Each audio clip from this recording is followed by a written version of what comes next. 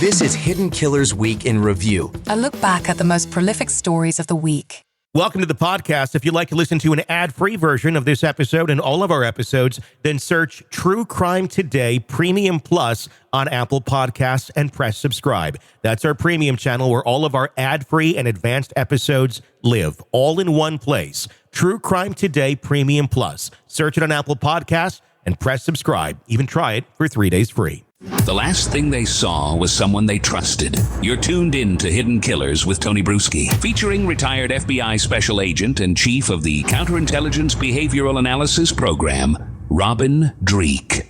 Lots of people have been asking, how did the victims, allegedly, of Diddy get to the state of not being conscious of what was going on, of being able to be persuaded to go down dark paths with Diddy and his accomplices? Well, one attorney thinks they may have the answer to it, and it's not just spiked drinks. It's spiked baby oil. Joining me to discuss, Robin Dreeke, retired FBI special agent, chief of the Counterintelligence Behavioral Analysis Program.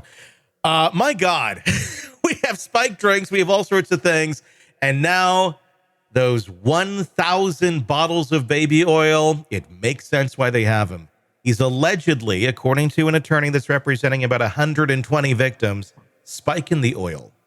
Thoughts on this one?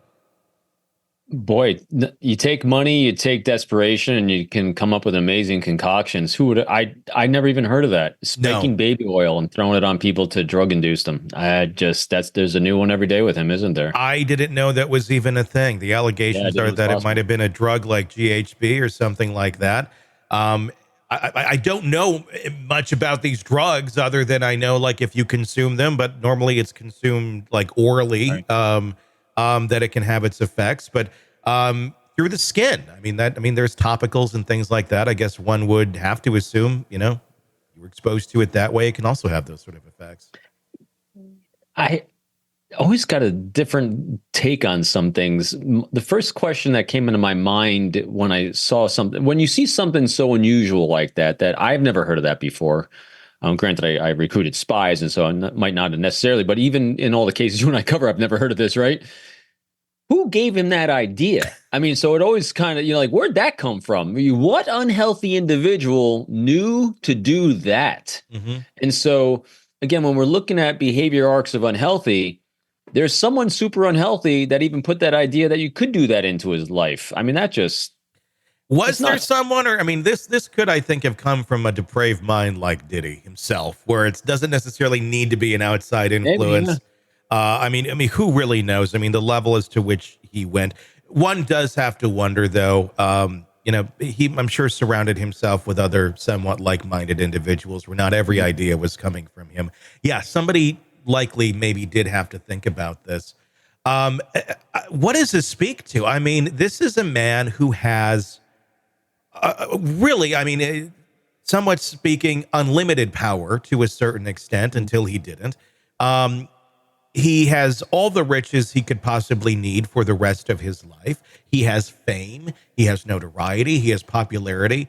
He has his own line of alcohols and such, which he could easily serve. And he did serve. And there's also, of course, allegations that he was drugging that too. Why feel the need to go all the way to the baby oil? I mean, this is like something from someone who, like, doesn't have access to individuals or nobody likes them. Like, they feel the need to drug people. But I guess that's not always the case. Sometimes it's those that really have that power that just want to take it even further. As we said before with him, and individuals that don't channel their influence for the powers of good, but they use them for the powers of themselves. This is just keeps escalating what? Control. It's just another level of control, because once we hit one certain level, we reach a milestone. And this is, so do your own thought experiment in your own lives. You set a bar, you set a goal, you set something you're trying to achieve.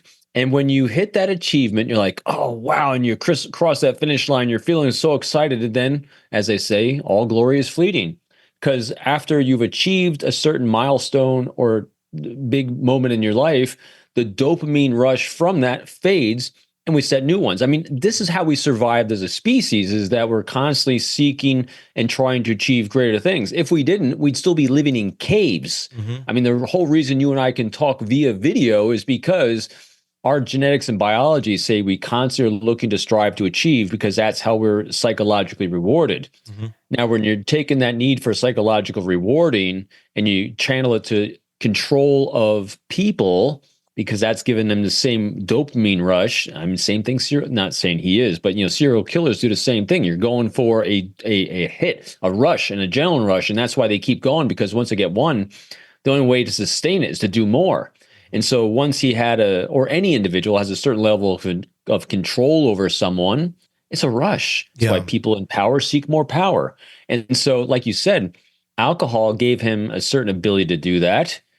Well, once you created your own line of alcohol and everyone's consuming your alcohol, where's the fun in that? I need to up my game. And so, again, I don't think these things are conscious things.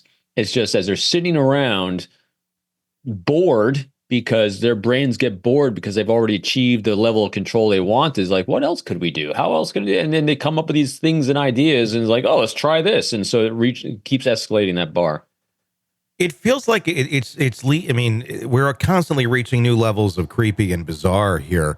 Mm-hmm. But what we're talking about now, this is not just someone who'd had too much to drink and is a little bit more loose in bed or something like that.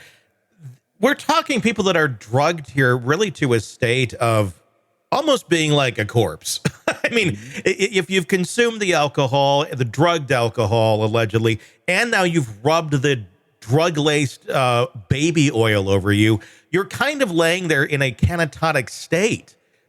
This is no longer like willing participant or participant in any way, shape, or form in the sexual acts.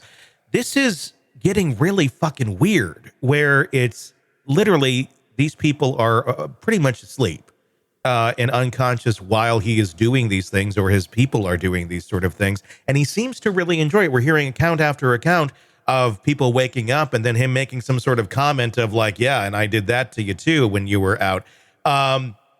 This is just, I mean, this is just getting so freaking bizarre and dark. I mean, it sounds like a level of control where I don't know that we've heard of this before in a big celebrity case where the people literally have to be catatonic and pretty much out of it for him to seemingly enjoy his time with them. Well, as you're describing it, it's because it's not about the sex. No, it's about the control. And so use that as your own optic and lens as we keep seeing things play out with him and the charges that are coming against him. We're going to see in every single instance, as these things. Remember, every time something looks really, really complicated, it's really not. Yeah. There's always a base motivation for behavior. And the base motivation for his behavior, as assumed in looks and through charges, is control. It wasn't about sex. He had plenty of that. Everyone around him had plenty of that. It was about the control of the people he was doing it to. He wasn't reveling in anything and highlighting after, the way you described it. It wasn't saying, hey, we had a great sexual encounter. How awesome were we together in bed? No, it was like, hey, look what I did to you. Yeah. That's control. It's messed up.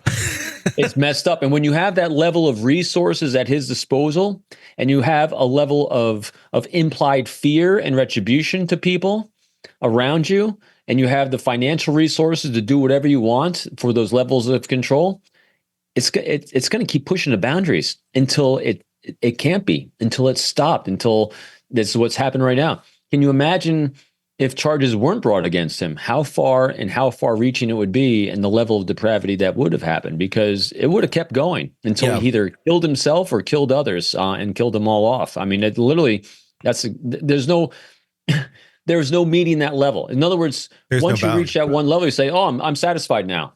Mm-hmm. There was no level of satisfaction. No, there really wasn't. Welcome to the podcast. If you'd like to listen to an ad-free version of this episode and all of our episodes, then search True Crime Today Premium Plus on Apple Podcasts and press subscribe. That's our premium channel where all of our ad-free and advanced episodes live, all in one place. True Crime Today Premium Plus. Search it on Apple Podcasts and press subscribe. Even try it for 3 days free. Let's be honest. Nothing kills the thrill of a good murder mystery like a commercial for laundry detergent. It's like someone slapping a closed sign on your favorite dive bar. But you're not here for that, are you?